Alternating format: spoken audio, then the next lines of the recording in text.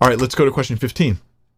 Holy Noel says, what do you think the waters above the expanse are in Genesis 1, 6 through 8? Oh, I like this question. I'm going to get controversial on you. You might not realize this is controversial, but the comments section later on will demonstrate it. I imagine. So God said, let there be an expanse in the midst of the waters, and let it separate the waters from the waters. And God made the expanse and separated the waters that were under the expanse from the waters that were above the expanse. What is this? So there's a huge debate on the word for expanse there, rakia, which I take this translation to be accurate, expanse.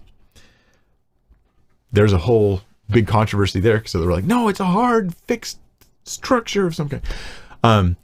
And there are those who would say that the waters above the expanse are actual physical windows, or actual physical barrier, and the expanse is the barrier, and above this barrier, that space was viewed as just all liquid, like space above the outside the Earth's atmosphere.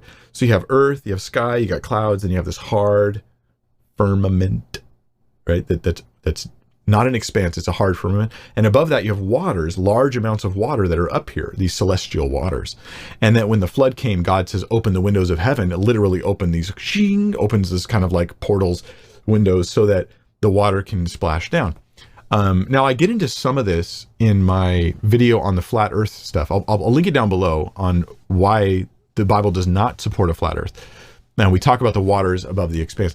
I think that, simply speaking, you imagine you're in ancient Israel. You're just looking around. Like, pretend that you don't know for a fact that ancient people all believed the Earth was flat, and ancient people all believed that there was a physical, firmament that was.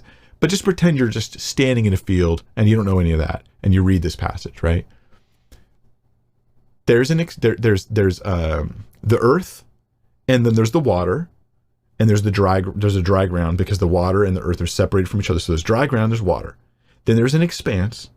There's waters below the expanse. That's that water he just talked about. And there's waters above the expanse. And you look up in the sky, what do you see? Clouds. So I think clouds is the answer. It's not much more than that. The windows of heaven, all this stuff, it just refers to the water in the sky. When you talk about water in the sky, rather than thinking of this solid firmament and these mystical waters you can't even perceive with your eyes that are up in a distance somewhere, rather think of the clouds that are literally water in the sky. That's, I believe, the right answer. And you guys can roast me in the comments who disagree.